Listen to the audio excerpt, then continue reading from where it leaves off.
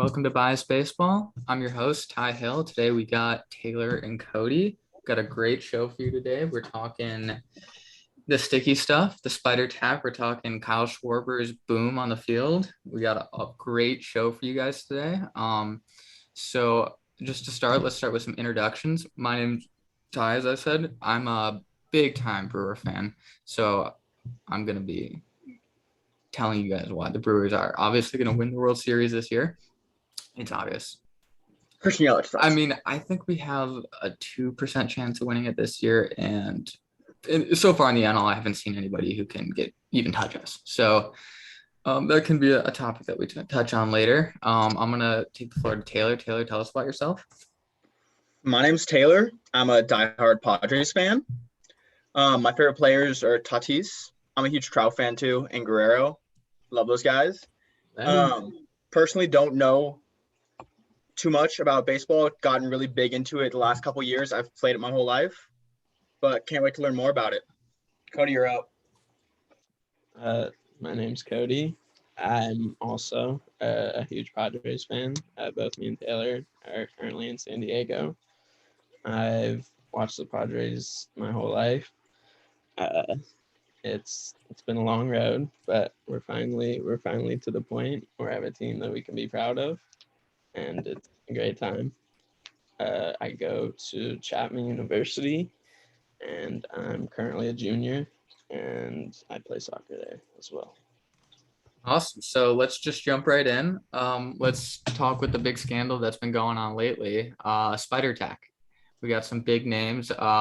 Most notable, Garrett Cole, Bueller, Corbin Burns, kind of. I mean, he's still obviously one of the best, most premier pitchers in the league. It hasn't really affected him as in his last start. He was still untouchable. Cole, not so much. Yankees' biggest mistake since Ellsbury, but we can get back to that. And one that's kind of gone under the radar a little bit, Dylan Bundy. I mean, he's sucked all year either way, but he's had a big drop, another 200 RPMs. Oh, another big one, Bauer. So, Cody, what are your thoughts on the whole Spider Tech situation?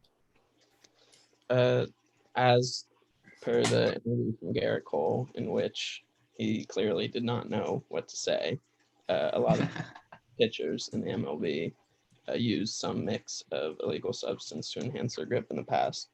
And with the recent crackdown, we've seen the large decrease in RPM, as Ty mentioned. Specifically, I'll take a look at Garrett Cole, who's been one of the biggest and most well-known pitchers affected by the scandal. Before the crackdown, Cole was, besides DeGrom, the best pitcher in the league with an ERA of 1.61, a K per 9 rate of 13.3, and he was utterly dominant, going over 6 innings in all but one of his starts. However, after the crackdown on the substances, Cole had a large drop in his K rate. It's down to 8.4, which not near his league leading percentage. Welcome back to Pittsburgh, Garrett Cole. As well as his ERA ballooning to 4, a clear indication of Garrett Cole needing a little help from the stick stuff. So Cole is one of the biggest defenders so far. Also, we have Trevor Bauer, who is really just making a whole joke of the thing, and I think it's the best way to take the approach because Rob Manfred is just he is garbage. We need him out of there. I mean, I'm sure he does some good, but I don't think taking the best approach is letting a scandal go as far as it can until everybody's making a big joke of, and especially the game of baseball is making a big joke of. So I think just get him out of there. We just need new leadership is the best way to do it because he's not working. And Bauer has been one to lead the charge on him being just an absolute buffoon out there.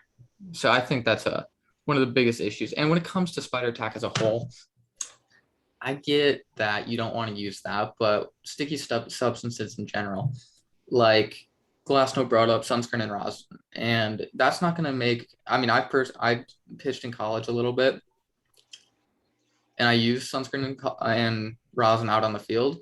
It really doesn't make a a big difference. It did help with grip and a little bit of movement, but I mean, I'm done playing. So obviously it didn't make a huge difference in my game personally, and I know it's just college ball, but it's not going to make a huge difference in these guys' games. And the first game, Glasnow tried to pitch without it, partial torn UCL, I'm pretty sure. So I mean, I don't think it's something that was dealt with in the correct way at all. And I think that at least a little something to help with grip, because you basically made the ball a cue ball out there. They're throwing a cue ball 100 miles an hour. You can't expect them to grip it perfectly every time. But aside from that, let's talk about the players who have been most who've shown most improvement ever since these new rules have been put in place, and that person being Kyle Schwarber. Kyle Schwarber has just been incredible. Home runs left and right and left and right. Just taking the Nationals from last in the division to second last single-handedly. And it's been a wonder to see. I mean, fantasy teams in the same. Yeah, Yeah. it killed me and Cody. But yeah. Taylor, So what are your thoughts on the whole Kyle Schwarber? Personally, I think he's going to slowly fall off. I think it was a little stint. He's doing really great. He might keep it up, the home runs at least, to later on in the season. But these 3 home run games, they can't keep it up. They're not I sustainable. don't think it. Yeah, it's too much to handle. I think he's having a really good month. He'll probably keep it up the rest of the month, and then I think he's going to slowly fall off. It also could be due to the pitchers not pitching as fast with the or with as much torque with the RPMs. But quickly loop back to the sticky stuff. We are going to see a lot of injuries now because the league decided to implement it 100%. mid-season. Glasnow is just the first one. The whole thing is the sticky stuff. It lets the pitchers not grip the ball as hard, putting less stress on their forearm, letting less stress on the UCL. Exactly. So we see a lot of pitchers gripping the ball harder now. Lamet's another one.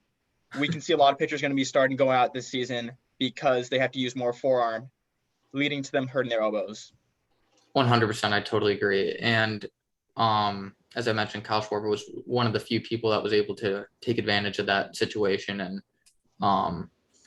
make a little dent and make some extra money next year for a bigger contract. Because I'm pretty sure he's on a 1 deal with the Nationals. But if you look at Statcast a little bit, his numbers are just off the charts right now. They're off the charts. And It's almost steroid numbers. Exactly. And I don't think he's on steroids, but I know. They're definitely going to test him. He's definitely not on steroids. You couldn't get away with it nowadays. This guy looks they're still going to drug test him soon. This guy looks like maybe 20 pounds lighter than Mark McGwire in Seattle. He just, oh my God, he's a big fucking boy. But his Statcast numbers are just off the charts.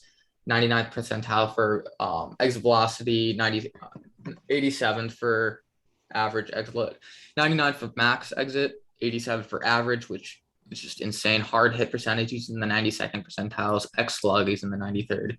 Barrel percentage, 97. He's just hitting the ball consistently and hard, and that is hard to sustain, especially for a player of his caliber. And his caliber is not that good. I mean, you saw in Chicago, he was decent. I mean, he was not very good. And being on the Nationals, it's not a team to really prosper on. We will probably see what happened with Yermin Mercedes. He's going to go on a hitting deficit, or what do I call it? Yermin is in the midst of a very cold streak. Yeah. Yermin's kind of shit in the bed right now. He's probably not going to DH that much this year unless he starts picking it up. 31 is not a good look for any team. Especially for a DH, your only job is to hit. They may have to keep playing him because of all the injuries in Chicago. I mean, it's just a shit show over there. Hey, but on the right side, Timmy Anderson's doing pretty good. Yeah. And to build off that a little bit, let's all talk about a little bit some players that we've noticed get on a particularly hot streak lately. I'm gonna start with one. Trevor Story. Don't love that he started against Milwaukee, just hitting home run after home run against us. But I mean, we took the series, no big deal. But Trevor Story has been really lighting it up lately, hitting a bunch of home runs, and not in Colorado too. So that can be a good sign, especially with the trade deadline for Colorado, especially with the trade deadline coming up. But Trevor Story is just one name to mention. Brandon Lowe's starting to heat up a little bit. He's been starting it up. He not the best season low. I'm pretty sure he's batting 180, I believe, on the season, which it doesn't look great, but his again another guy with his Statcast looks pretty decent. 85 percentile for barrel rate, 78% for walk rate, and these are good stats for Tampa and that roster. It's a team that I genuinely believe can win it all because they just constantly get on base. And Wander being put into that situation where you have a kid who can, I think he's 20 years old, who can hit 300, has 300 potential, 325 potential with 25 to 30 home runs. That's just a team ready to take the next level. And I know they were in the World Series last year. It didn't really feel like they had the team to really do it, kind of like the Nationals back in 2019. It just felt like a fluke year almost, but they're slumping a little bit right now, but they're a team that can really turn it on. Exactly. I personally think they need Glass now if they want to make any playoff run, but their current pitchers are doing well, just not as Glass now had 130 Ks up to that point. It was leading in Ks and just killing it. Personally, I got 3 players turning up right now to keep watch on. Me and Cody went to the Padre game 2 days ago. Tatis, electric like always. 3 home runs, first 3 at bats, 4 for 5. Easy. One I just stole from Cody. Another guy from Cody. Cronenworth, been killing it. We just take a look at that. I think he's 4 for 5. He's 4 home runs in the last 5 games. He hit it off, and they're not bad pitchers. He hit off Urias, Bauer, Kershaw. He's killing it. Home runs. Crone zone. Can't throw it in the crone zone. You can't throw it. Don't leave that guy hanging ball. Hanging ball, it's gone. So right field, it's gone. I can touch more on this later, but I actually have Crone on my players to trend down soon. we'll have an Hey, he should be on that All-Star, at least third. For second. He shouldn't be number 1, but he definitely should be above Gavin Lux for second base. I mean, it's Hayura sucks, Ty. You can just get over it. Okay. I wasn't even talking about Hayura. I was talking about Lux. I was going to be on your side, actually.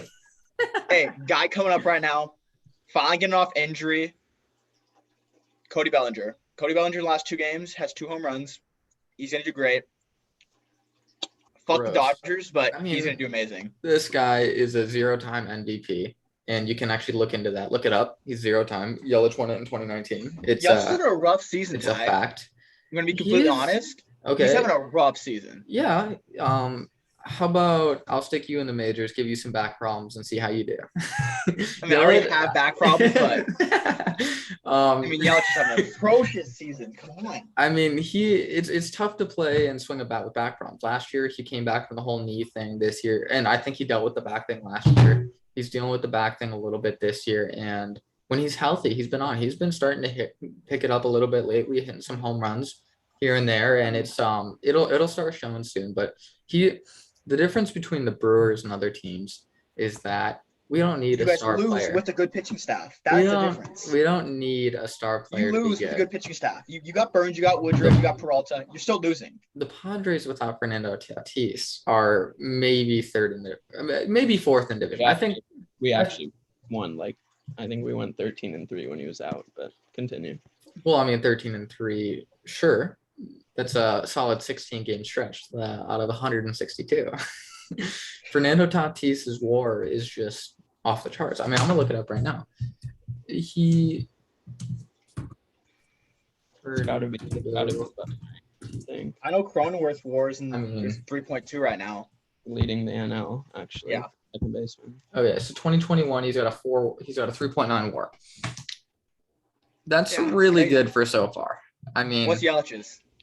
Oh, I mean, we're not talking about Yelich. We're talking about how Fernando Tatis is the only reason the Padres are legitimate contenders. The Brewers don't need a legitimate superstar to be a legitimate contender. Without Yelich, you're not a contender without Yelich, and that's a fact. We are 100% a contender without Yelich.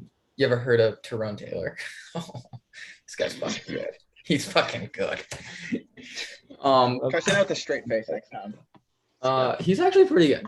I mean, he's decent, ever since the Grish trade, he's really stepped it up. And I don't even want to get into the Grish trade, so we don't have to talk about that. Just the audience, in no way, shape, or form, we are comparing ourselves to these athletes. They are Oh. all amazing athletes. Well, in all We all fairness, played high though, school. I Cody didn't think even play high school baseball, but we're gonna big give these time guys soccer shit player. because yeah, um, that's our job. I made it past the high school level. I did play collegiate ball, as I mentioned earlier. I How's the elbow think feeling? it's all right. I gave myself some time, so it should be good now. Oh, it's a nice crack. I think if you gave me 10 at bats against, like, if I'm throwing to Jake Cronenworth and he gets 10 at bats, I You think take I get. EKR 10 out of 10 times. I think I get him out You barely 3 hit out of 80. 10. I think I get him out 3 out of 10 times. I would go 1, and that'd be a pop out. I definitely get him out the first at bat because he's used to like 95 miles an hour. Be able And, to on your yeah. 80 80 mile per hour. 80 mile per hour. Let's not get ahead of ourselves. I touched 80. So he's getting thrown off balance from the start. So that's why I think I take him on the first at bat. And then every once in a while I'll be able to trick him with maybe a changeup or a slider in the dirt. But aside from that, yeah, he's gonna take me deep 9 out of 10 times. Do you know who's not taking me deep that many no, do you know who is gonna take me deep every single time? Not Keston. Not Keston. He's taking me deep 10 out of 10 times. Well, we talk how shitty your fantasy team's doing, Ty. Let's not talk about that because my team's actually doing really well, except I just, for some reason, I scored the second most points in the league, and whoever I play scores the first most. But let's not get into that. It's been a tough year, but talking about more people that are on a hot streak.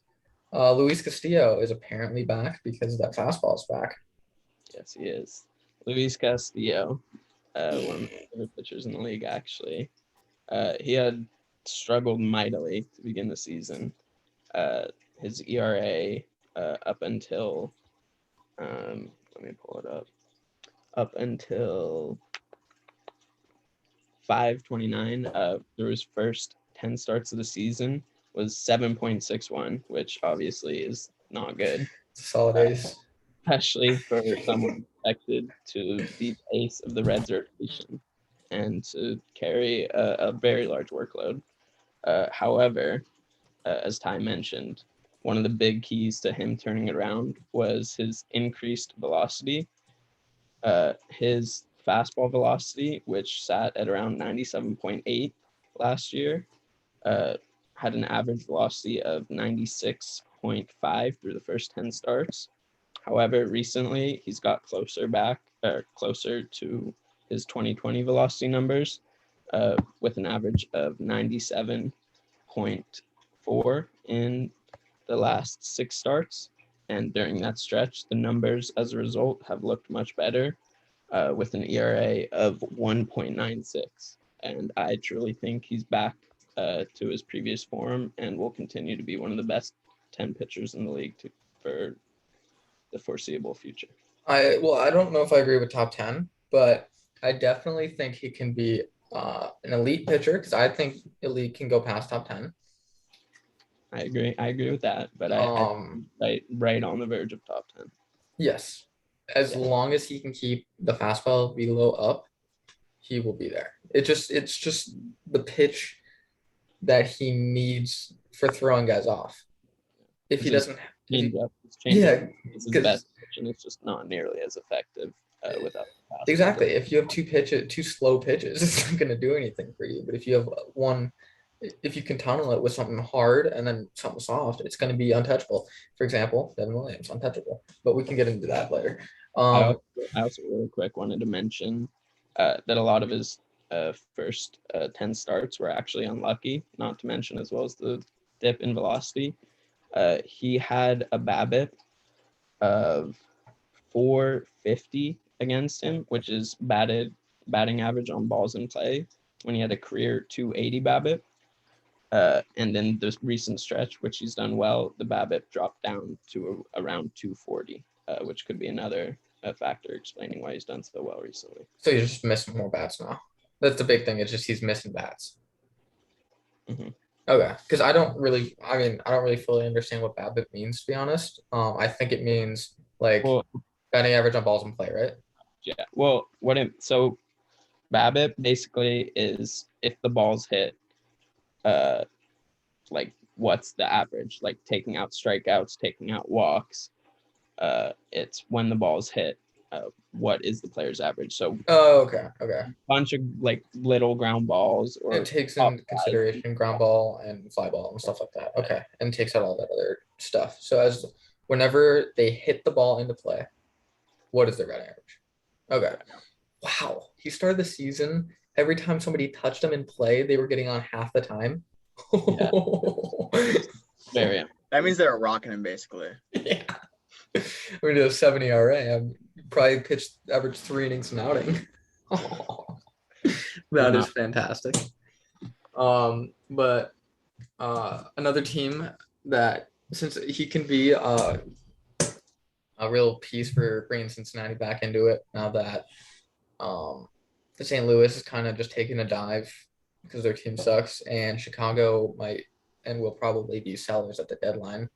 One name being one of the big names being Chris Bryant, and then maybe Zach Davies I could see being dealt because he's just a pitcher that has some value that won't be really necessary to their team, since I assume they will be sellers. And Contreras is another name that's been tossed around from here or there as a piece that could be sold. Chicago just doesn't have any need to. They don't have the team, and I could see them buying Ty. could you Depending really? on how they do in the next week and a half. I mean, they're 3 games back for you guys. Yeah, they're 3 games back. Cincinnati, as long as Castillo's back and Gray can do somewhat not shitty. Cincinnati's bullpen is decent. They've got 2 MVP candidates in the outfield. They're serious contenders and easily could take out Chicago. Milwaukee's obviously going to win the division, and that's not even me being biased. That's just fact. And then the NL West is going to take up both wildcard spots. So, I mean, if you genuinely believe you can take out the Brewers, who've got an insane pitching staff, and with that of Willie Adames, they've just been incredible.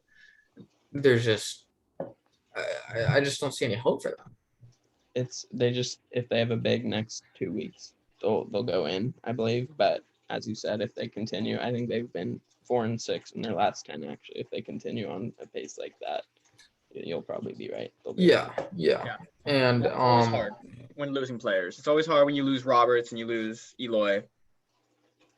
we're talking about Cubs.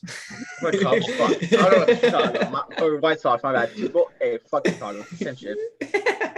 I'm not keeping track right now. I'm looking at 10 different screens. Yeah, I got you. Yeah. And I just don't think it makes any sense to lose the value that you're going to get out of Chris Bryant. He's had a great year, and there's no point in losing the value. You got to sell him right now. Sell high. And I'm just guessing goes to the Mets. But another hot streak that we've wanted to mention and follow was the Houston Astros. They're just incredible. And again, who knows if they're stealing signs again? I'm guessing they learned their lesson this time around. But Cheater, always a cheater. Exactly.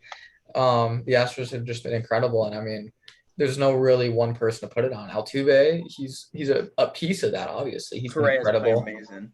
He has been amazing. Tucker's been getting better. He started off the year pretty cold, but he's been improving.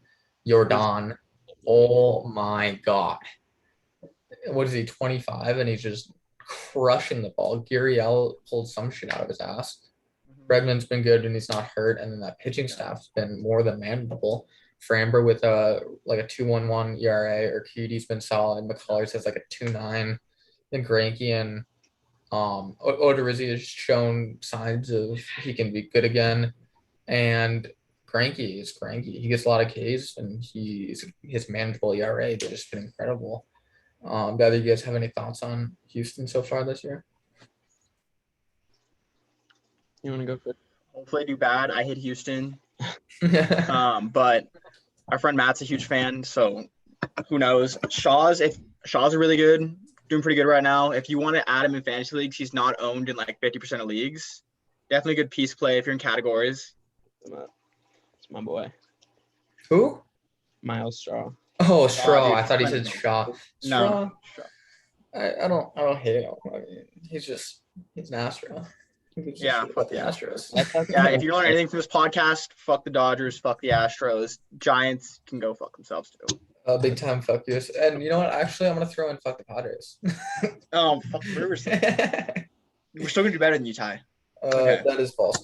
What I don't get is how the Padres had the number one percentage of winning the World Series with all the holes that they have in their team. The main hole What being, holes?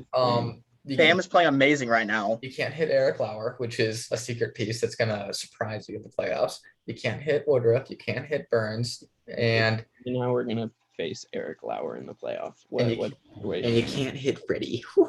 That's a solid four. I mean, when you have those four up against any, and let me just point out, Lauer shits on every NL West team. I don't know why.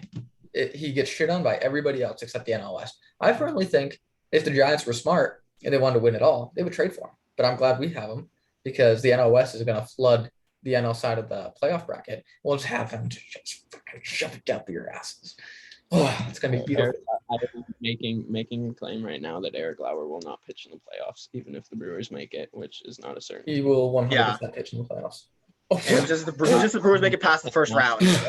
well, I mean, the first round, we'll either be playing Dodgers, Giants, or Padres, most likely. Hopefully it's the Giants. Hopefully Dodgers miss the playoffs, which they probably won't. Odds But are we'll play one of those, and I mean, because we're gonna win the division. That's set in stone. You're mighty confident. Oh, you're very I'm confident. You might be I'm- jinxing your team right now, but I'm in no way jinxing. See, when you have dominant players in this league like Keston Hira, who was snubbed for NL Rookie of the Year, that needs to be pointed out. Keston Hira, Colton By Wong, Pete Alonso. Willie Adames, Christian Yelich, Avisail Garcia, and the pitchers I named, and Omar Narvaez. You can't not mention him. It's just too good. It's a World Series game. so how many of these guys have made the All Stars in past years? Christian Yelich, Brandon Woodruff, maybe the only two. Josh Hader, Devin Williams won Rookie of the Year last year. That was Crony. I mean, he's doing pretty well. I think he's doing better than Devin this year. So How's Devin? he's definitely doing better than Devin. But I mean, longevity over 1 year. Do you know the difference between Jake and Devin's still pretty fucking good this year. He's good. It's just Jake's going off. Do you know the main difference between those two players right now? I think when you walk into Devin Williams' house, you see this big trophy that says Rookie of the Year. Do you know you don't see in Jake Cronenworth's house? Doesn't hurt too much to be on Trophy that a says team that's Rookie of winning the more Year. games, right? Say that again. Doesn't hurt to be on a team that's winning more games than the Padres. We'll see who's in the World Series and who's not in the World Series. The big difference. Tight. that Milwaukee's not making it to the World Series this year. Yes, 100%. Devin has to live in Milwaukee, which in itself is. Okay, I'm gonna explain something. You And can you guys have fun in can- that snow. You guys can accept it or throw it back. So 2019 playoffs. I hate to mention it because Grish that fucking boom blew the game for us. But let's bring up the Nationals real quick. Not a very good hitting team. I mean, they got Soto who went off, but aside from that, they were just decent. Decent They had, pieces. they had what's his name? The Trey He's on Turner, the Angels Ryan now. Zimmerman, no, was it Victor Robles. someone that was like a 33-year-old? They had the guy on the Angels. What's his name? Oh, Howie Kendrick. Got traded. Yeah, Howard Kendrick. Howie Kendrick. Yeah, they had Yeah. guys who Didn't they have Rendon too? yes, and Anthony. Rendon was going off. They were decent with hitting. Two fairly solid guys, and a bunch of Yeah. role players who did the job when they had to. But the main thing, and even Bryce Harper pointed this out, was that they were one pitcher. That for years they were one pitcher away from being able to make it the World Series. Bryce Harper leaves, so everybody kind of thinks that they're written off for a few years. Soto's good, Rendon's solid, but they're written off for a few years. They got Corbin Burns, who was lights out that year. So you have the 1-2-3 punch of Scherzer, Strasburg, and Corbin. When all you really need is four pitchers. Corbin, Yeah, Patrick Corbin. not Corbin Burns. Oh, did I say Corbin Burns? I've got Burns. It's like on Corbin my- Burns. Patrick Corbin. So when you have a 1-2-3 punch like that, who can successfully win you 4 games, because if you win back to back to back, you can give a few days rest and then put Scherzer out there or Strasburg, and that's an easy for winning a 4-game series. Woodruff, Corbin, Freddie. Good 3. I'll give you that. It's a great 3. I would not like to see Milwaukee in the playoffs. I'm not gonna say that they're a bad team. You guys are definitely good. The hitting needs work, and I really hope we go after a center fielder that's not a bum of Locane or Jackie Bradley, because they can Locane- field, they can't hit. Locane, when he's healthy, is good. He's decent. He's been really good at hitting 200 this year. He's barely played. He hit 280 in his last year where he played like an actual amount of time. Well, he didn't. He opted out last year, but that'd be 2019, I believe. Yeah, it was. That's 2 years ago. For a 30-some-year-old, that's a lot of time. I mean, you're already starting to see signs of decline in Yelich, and he's Still 28. the 88th percentile in sprint speed. Still I mean, Billy Hamilton's fast too. I mean, he had a great career. And I get that it's He's not different. everything. I get that it's different, but Kane so far has shown that he can hit 200. We need a guy who can hit 280 and give us some life in the offense, like Willie Adames did. But that's just a little tangent on why the Brewers are the best team in the league. The Padres have been on sort of a tear lately. Why is that? Always helps be at home, especially with the full crowd finally. I feel like they're building off a lot of energy right now. Currently killing it. They're hitting a lot better, which is a huge difference. Pham is currently going off. Hosmer's been doing well too. Yeah, the bottom of the order is doing amazing right now. I watched the game the other day. He had a double. Yeah, Hosmer can't hit left-handed pitching, but he kills right-handed, so it's fine. We can platoon him. I don't want any of us. Myers went off for like a few. No. years. If we could get out, I love Hosmer, but if we can get out of that contract, that'd be amazing. Probably can't, but Oh no. going at first would be amazing. Getting to have Kim second, honestly. Well, I'd go Crone at first, Kim second, Yeah, exactly. Sorry, get Cronin and then first. Will Kim in at the second. outfield. Yeah. Second next year. But anyways, yeah. Say that again. Abrams at second next year. Yeah, if Abrams gets pulled off, that's amazing. Remember, we had Abrams a is long way away. Hassel could be an amazing outfielder in a couple years. Yeah. Camp Yeah. more time, but Camp could be an amazing catcher. Canatini's currently doing well, Yeah, but he there's is. always room for improvement at catcher at San Diego. It's kind of funny. Whenever I watch him, I'd always call him the most useless catcher in the league, the best $1 million catcher in the league, because all he does is hold on to Yu Darvish and go for the ride. But he's actually doing well. He's doing well. I'll give him the credit. More than a personal catcher. What? He's a lot more than a personal catcher. Well, up until this point in his career, he's been a personal catcher. he's He's at 240, which is about 100 better than any year in Austin Hedges' career. So, oh, that's true. That's true. But before San Diego, he was about as useful as Austin Barnes for the Dodgers, who I'm pretty Fuck sure Oscar is. Barnes. Will Smith should be starting every fucking game. He should be. He's like one of the top 10 catchers in the league, and he plays 100 games a year. Fuck Dave Roberts too. We played with Dave in high school. Fuck Dave. Fuck his kid. Y'all can. If you listen to this, you probably aren't. Fuck you guys. Take your prissy ass money and leave. But but one of the Padres and Dodgers' main competitors, the Giants, just refused to give up that number one spot in the division. Cody, why is that? they have just so many players right now who are having career years, resurgences in especially their older players such as Brandon Crawford, Buster Posey.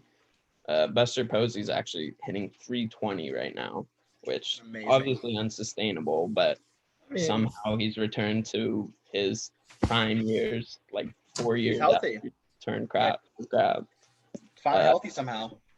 And they've also, another big key to the Giants' success is turning these little utility players who they've picked up off waivers or acquired through different means, who haven't really had that much success in the majors. And a lot of them have just been having amazing years. A prime example of that actually is Steven Duggar. Duggar, I was gonna say that. Duggar's doing amazing too. Dude, Duggar's he's killing it. incredible. He has like 4 stolen bases in the last 8 Batting games like or something. 350. Yeah. He's fast as shit. Similar to Castillo, actually. His BABIP right now is 460, which is not going to continue. He had a clutch hit last night in extra innings to tie up the game, and then Kurt Casale And he scored. 70. It's a double to win it. Yeah. Didn't he score from first? He did. Yeah. But as well as that, their pitching, especially. Oh my God, Gosman. God, he's been, if it weren't for DeGrom, again, the best pitcher in the league, he would be the Cy Young in the NL. He'd be third in the To second. say about that, but He'd be third. I personally believe he would be with an ERA of 1.49 and 112 Ks and 96 innings. I totally agree. He's a really good third Cy Young candidate. He's just splitter is unhittable. Yeah, I mean, in all honesty, he is definitely. I think he could win the Cy Young because for some reason DeGrom cannot stay on the field. So Gosman has a legitimate chance for being the Cy Young winner. Definitely number 2 right now. Can't say his Oh. name. Desclafini. Desclafini. He's pitching pretty well, keeping ball in the field.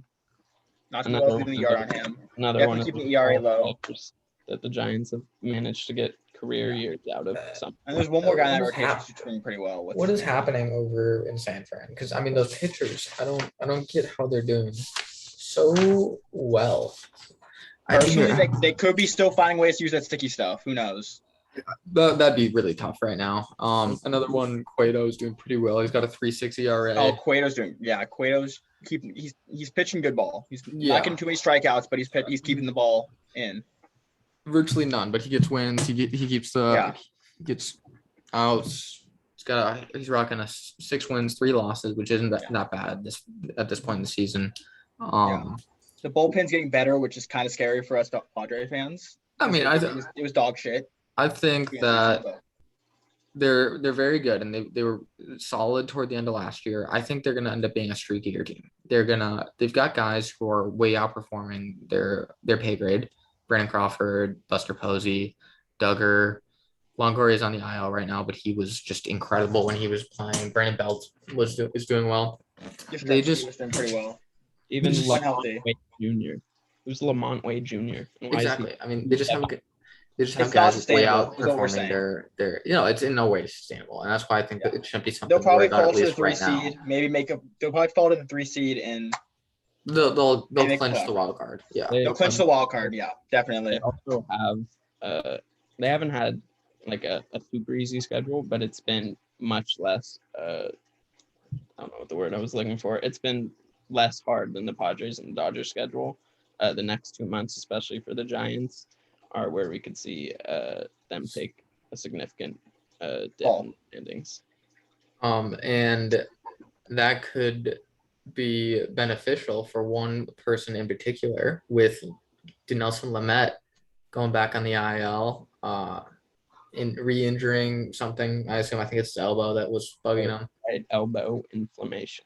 Yeah. Probably gonna be that UCL. This dude needs to just get the surgery and get it over with. They actually said, Tingler said today that he expects the inflammation to be done in 10 days and he might start pitching. I don't get it, but What's the point? You have, I mean, this is the main guy I wanted to bring up. You have Ryan Weathers. This dude, okay. you also have Gore in the minors still, who everyone's been hyping up for the last 3 years, who's He's- never gonna come up. I feel bad for Padre fans because he was supposed to be the undeniable next prospect pitcher, and But he's Weathers is just pitching amazing though. Like, not Weathers, amazing, but Weathers has definitely been a solid candidate this year for a rotation spot. 2.45 ERA. He should not have been taken out of that rotation. I mean, Yeah. I mean, Paddock's been on and off. Definitely Weathers deserves to be in that rotation somewhere. he bit. I- Smells Big has fan. been iffy. about Weathers, I do love his potential. He's only 21, first round pick in 2018, so he's still super young. Oh, and his pedigree is just incredible. The 2.47 ERA is just not sustainable in any way. He was actually, I've watched pretty much all his starts, and he gets hit hard. Yeah. I- It's an ugly 2.45. I'll give you that. Got hit very 2.47. hard. His StatCast page actually backs that up. His xERA is in the 26th percentile at 4.7. And as well as that, he doesn't really get the Ks to sustain, to offset the hard hit balls. He only has a 15 percentile K rate with 34 strikeouts, 47 innings. I think will be good long term. Oh yeah. I mean, the kid's 20 years old. I'm pretty sure he's 20 years old on the nose. He is. Another guy that I'm hoping keeps it up Musgrove's been pitching amazing. 21. He's got a 2.28. No, 2.28. Mhm. He's pitching amazing. He had that one game, 0 ERA with like 2 Ks. Don't know how that really happens. He had no Ks going to the 6th inning, which is crazy and baffling to me. Mhm. But he's really turned it on for the Padres. Local kid, went to Grossmont. Love the guy. Hope he stays a lot longer than his contract says. Mhm. But hopefully he keeps it up. And curse of the Pittsburgh Pirates. They have not Yeah. had their luck in recent years when it comes to pitching. I mean- Tyler Glasnow, Joe Musgrove, and Garrett Cole are the 3 big names. Just the moment they leave, they just turn something clicks. Pittsburgh's cursed. Hopefully Hayes gets out there before he gets cursed too. I mean, missing first base is just horrible. I mean, come on, you've been playing baseball a long time. Something about the Pirates, specifically Brian Reynolds and Adam Frazier. The hitting has been insane. Yes. No one talks about it because they're in Pittsburgh, but Reynolds Adam Frazier and Brian Reynolds are extremely underrated. Reynolds is gonna get moved by the deadline. Yeah, he's definitely one of the best targets. Yeah, his value is not going anywhere. I mean, his value is not gonna go up at all. It's hitting its peak right now, unless he's able to turn something on, which I don't see happening.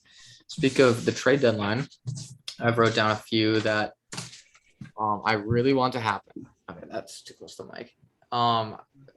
So these could be really cool and interesting trades that I think are in the realm of possibility that can occur. One that I want to see happen really badly is Max Scherzer is probably going to be traded out of Washington this year. Washington, not good. They put too much money into Strasburg and they just can't afford to keep Max, especially with adding Josh Bell. They can't afford it. So I want to see Max go to the Angels. That team That'd be sick. Dire need of pitching. And I would love for Trout to get healthy too. Exactly. Prospects for it as well. Exactly. Yeah. They finally have some good prospects. And so far they followed the trend of let's just get a bunch of really cheap, shitty pitchers and see if it works with good hitting, and it just has not worked. So far they have Ohtani, that's the only piece. And I guess having a pretty good year. That's what I've heard at least. So I think Scherzer can turn that team around if they want to make a real push for it and finally give Mike Trout a team that he can be proud of. Another one also to the Angels. I want them to go all out this year. Joey Gallo. So the Angels traded for Dexter Fowler prior to the season, and he's out for the whole year. They need another outfielder that's legitimate, and I think it should be Joey Gallo. That's the kind of hitter they like to get, power, somebody who can make a difference on the field, and him being out there with Rendon, he's been iffy. He's starting to pick it up a little bit. Shohei, Trout, and those 4 mixed with Gallo can just. That'd be something special. Gallo's a great home run guy. Adele a chance, actually. What? I'd love to see them give Joe Adele another chance. Oh, I would love that too. It's just that he needs to show that he can play at the major league level. And I think there might have been only one person that got more Ks than him last year. We're not going to mention his name because it's not really necessary. But the person who did get the most Ks last year, I just want to point out, he's back, and he's going to be a legitimate NL MVP candidate. Just pointing out. But those are the 2 big trades that I want to see happen because the Angels can really turn it around and show us that something can be made of that city that's not full of fucking Dodger fans. Yeah, that'd be sick. I would love to see Trevor Story leave. Oh, he's 100%. He's 100%. He's gonna get traded. I would love to see him go somewhere. I don't know where. I just think he's playing way too well to be on that team. He lost his friend at third. Arenado, he definitely should just leave. Just go somewhere, dude. I 100% agree. And it really comes down to, I think his big destination could come down to whether or not the Yankees want to compete. If the Yankees decide they want to compete, I think they try. Number one, Oakland could be a big one for him. Yeah. But Yankees struggles recently. Yankees could go Story. Yankees can go David Peralta, who's another big name on the block. And I think they have a legitimate chance of getting both of those because obviously the Yankees have, as they always have in recent history, they have a really good farm system that can trade for these type of players. They have the money.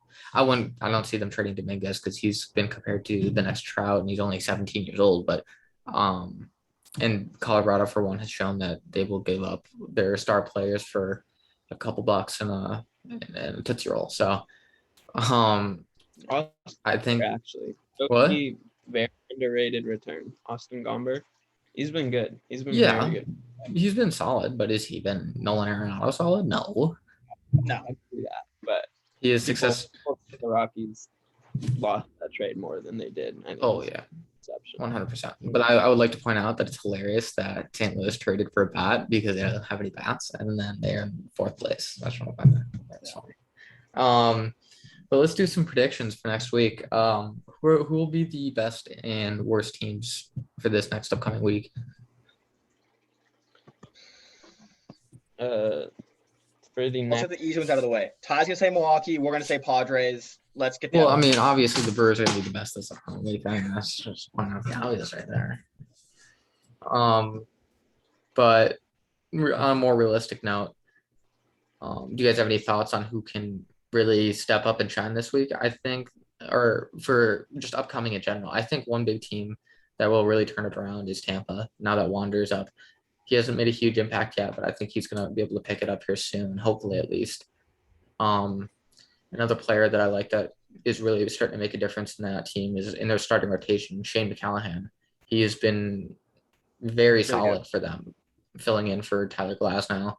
And I know he's no Tyler Glasnow, but he can make a difference, especially with that of bringing up Wander Franco. And I think that's one team that will really turn it around. Do you guys have any thoughts?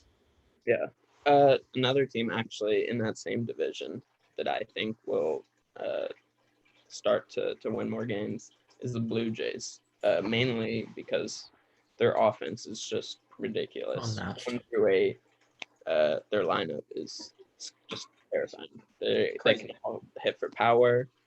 A lot of them can hit for average, and they also, not to mention, have a ton of speed mixed in. Their staff's a little weak, which they might try to address at the deadline.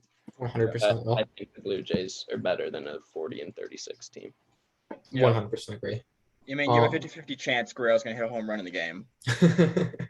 But yeah, they're gonna do amazing.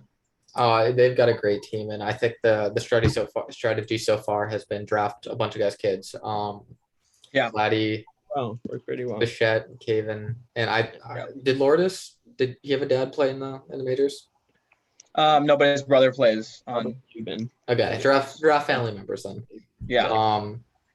So I mean, if that's something that works, then people need to start getting family members or get Wander Franco, third baseman for the Giants. But Taylor, do you have any other teams that could possibly start to up their overall status in the standings? Not off the top of my head right now. Okay. You One guys have team. two ones. One team that I really think is gonna start to show, and if you check out the blog, I wrote a post on it, is the New York Mets. These guys fucking stink. They are in the bottom 10 teams in all offensive categories, I think, except one is on base percentage, and they're like 18th or 20th. They're playing 19th. horrible. They're exactly they can't hit, and Yeah, it's they just ruined DeGrom's gems every time. exactly. And even half the time DeGrom has to produce his own runs and give himself the win. And now that DeGrom's out, that's an easy loss every five days. They don't have hitting. Lindori's not been that guy. He's not that guy, bro. He's not. Hopefully turns it up, but yeah, he's not been that guy. Pete's been doing decent, but not amazing. He's been no one on their team. You probably can't name too many guys doing amazing on their team because they're not. McNeil's doing horrible. There's just some fancy guys right now who just shat the bed this year. Oh, I think McNeil will turn it around. I also McNeil. I'm a McNeil believer. Aside from that, I mean, I like Lindor, and he has shown signs that he could be the guy. The MVP candidate he once was. I think it was 2018. Lindor. He's better, Lindor, but he's better than what he's doing right now. He's so much better. He's bad. He's just bad right now. He has no teams with he is, but he does have 10 RBIs in the last, I think, 7 days, which isn't horrible. It's better than he had when he batted 150 the first month of the season. I mean, his batting average really hasn't grown that much still. It has He, not. he can hit home runs, and he's shown that. Yeah. But I don't think that what the Mets need is a guy who hits solo shots constantly. No. They need offense, and Lindor can't be the only guy that does that. The pitching's been decent. DeGrom, Stroman's been pretty good. They have some other guys that can make impacts, but it's just there's no part of that team is sustainable, and they're being first in the division is an absolute joke for the NL West or East NL East. That whole division right now is a joke. Atlanta, go get some fucking pitching, dude. That's just bad. So bad. Is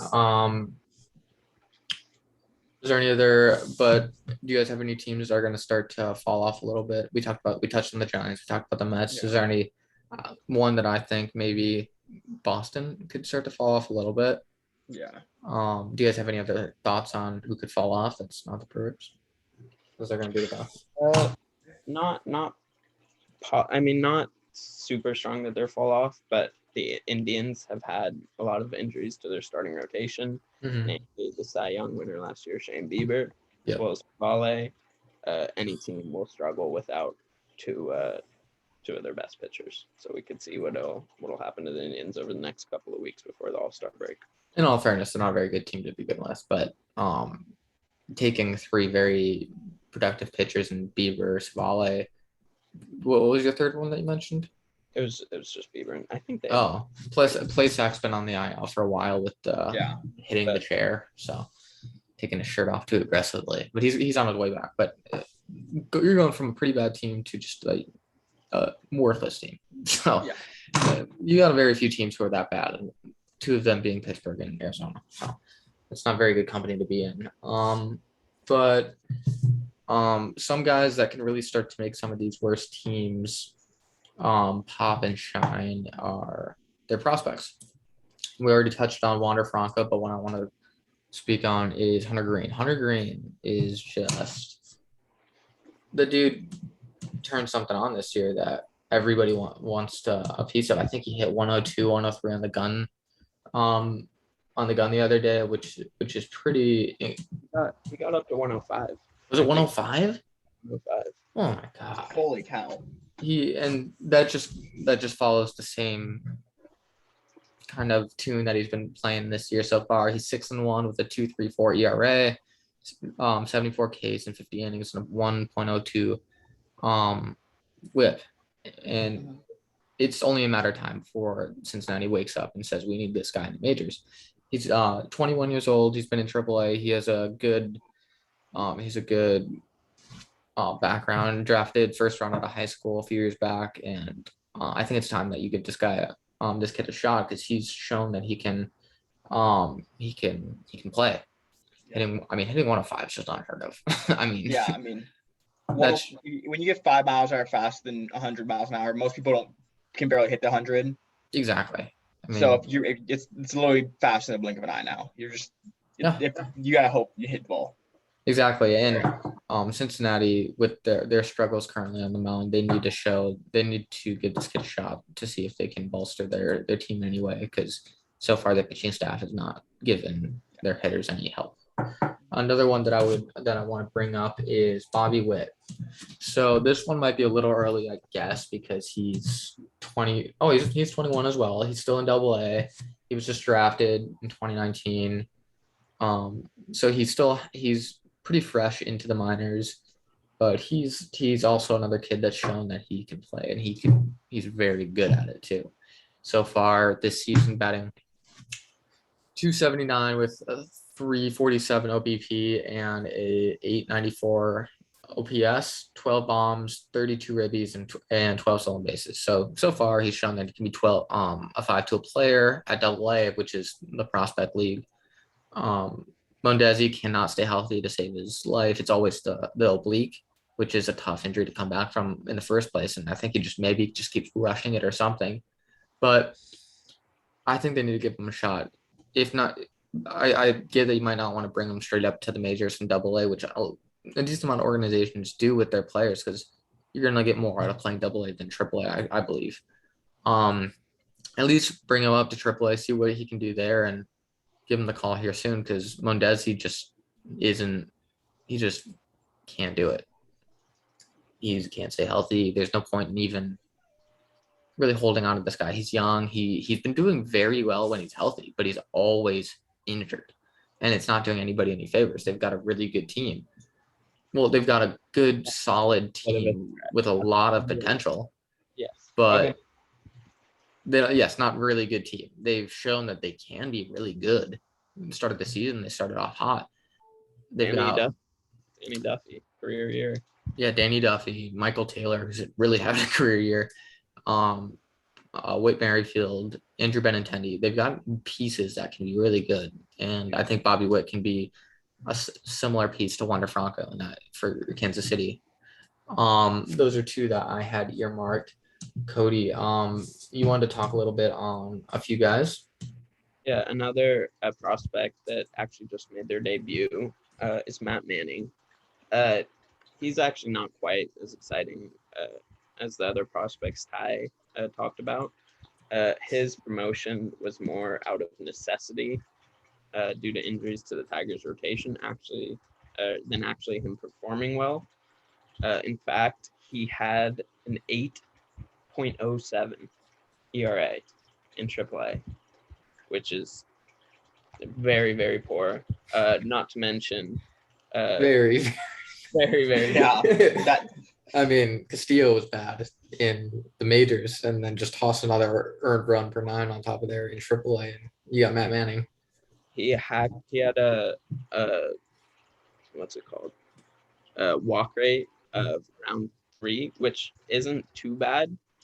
He was actually just getting hit super hard, which is not what you want to see. But since he's been promoted, he's not been awful. He had one start where he was iffy.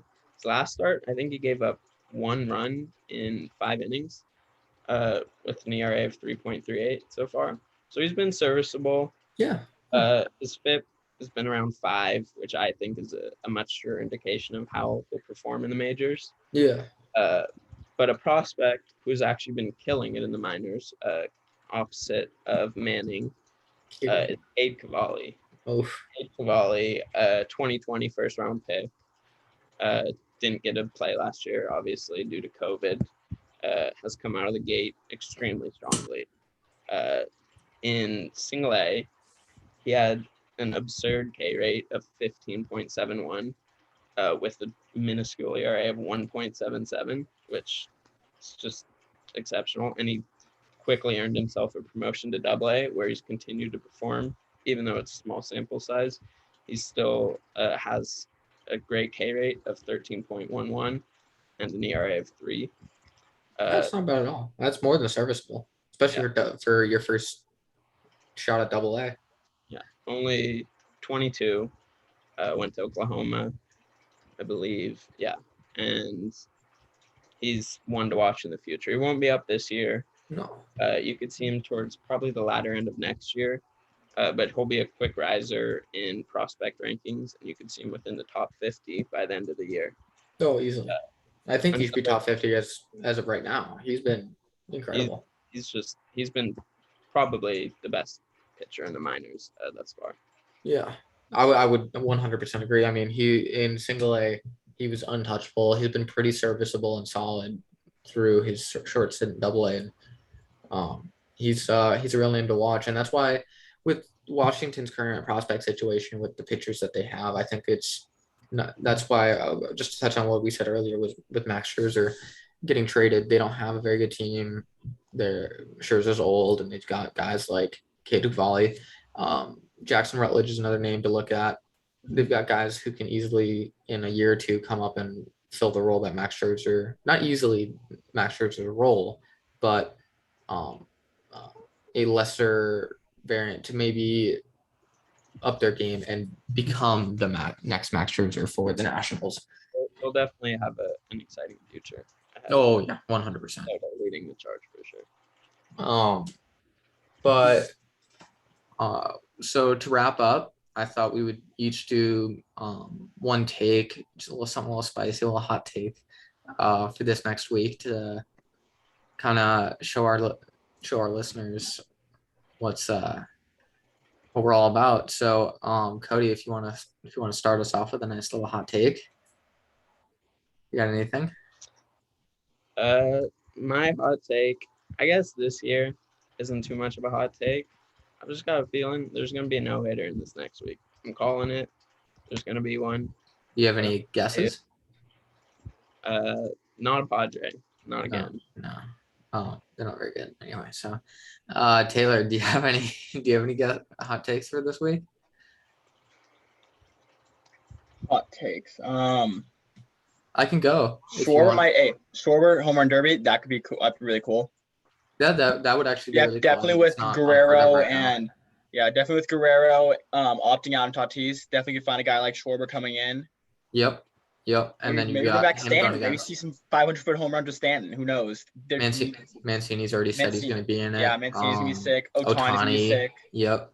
It's going to be a fun year. It might not It's be the gonna be a fun biggest year. name, but it's going to be a fun year for the home run Yeah. derby. My hot take for this week is so it might shock you actually. It's that Keston Hero will be the player of the week and the player of next month. So just be on I am willing to put money on that. I would be willing to put money on that as well. For not the next month, but for this week, I'd be willing to put money on it. He hit 400 in the minors. His first stint up, he hit 400, came back up, was just horseshit. Went back down, hit another 400, hit some bombs, I watched a few games. He was just lasering the ball. He looked incredible. And ever since being called up, rough first game, and now he's just putting lasers on the ball. First game, for his first real game back, he had a home run and he had a walk-off. Second game, which was today, he had a home run. He hit a 2-run double. He looks so good. I'm so excited. Oh, But quick question for Ty here. Keep going, Ty. Actually, no, I'm gonna cut you off. Keep going. No, it's all right. Keston's the best player. Good question. Okay, what's with your taste in players? I know you love Kyrie because he's on the Brewers, but why do you love Mountcastle so much? Okay, so I'm a big fan of Mountcastle. Oh, that was nice. That was spicy. I'm a big fan of Mountcastle. I'm really into younger. Okay, this is gonna. I want to rephrase that. I want to say I'm into young guys. I'm into younger. How do I phrase this? Players with potential? Yes, I like the high potential players. I'm a big fan of Alex Kirilloff. I'm a big fan of Ryan Mountcastle. Keston Hiura is still young, and he's got a lot of potential. There's just a few guys that really catch my interest on their way up. They've got a certain way about their game that really intrigues me. Mountcastle's he's gone on a tear lately. He can really be a spark for that Baltimore team. I just don't like guys that are way too overvalued and overhyped. Mountcastle, not too many people knew his name. If you're a casual fan, you probably don't know his name. But by the end of the year, I think you really will. The same with Alex Kirilloff. If you're a casual fan, you probably didn't know his name coming into this year. And by the end of the year, you really will know his name. He's maybe not put in the best situation being in Minnesota, but these are two guys that will make serious impacts on maybe not the best team. And I like that sort of thing. Keston Hiura, he's another guy. Milwaukee wasn't the greatest team. We had just gotten Yelich, which was a big help when he started coming. He came up in his rookie year. He hit 300 with, I think, like 10 to 15 home runs. And that was a big shock to a lot of people because he was thought of highly from Milwaukee. But if you're a casual fan, you didn't know who this guy was. I'm firm in the fact that he's the best bat in his draft class, getting first round in Milwaukee in 2017. Yeah, 2017. And being 24, and he's had his struggles, but he's got a lot of potential, and he can be a big bat for Milwaukee. And I just like guys that are high potential and not overhyped, because I'm not a fan of the overhype like Vladdy, for example. He was given just on insane expectations coming up, and it took him a few years to get it. And sure, he's doing great now, but people kind of were starting to give up on him a little bit. And I just don't like these guys with insane expectations. I like watching players who, a lot of these guys are still top prospects, but I like guys who can kind of come out of nowhere and take a lot of guys by surprise. And that's just my taste in players. But yeah, that looks like, unless you guys have any final comments, looks like we're gonna wrap it up for the day. Thanks for listening. We'll be back on Wednesday for another podcast. Have a good one. Yeah. Okay, so we're done. will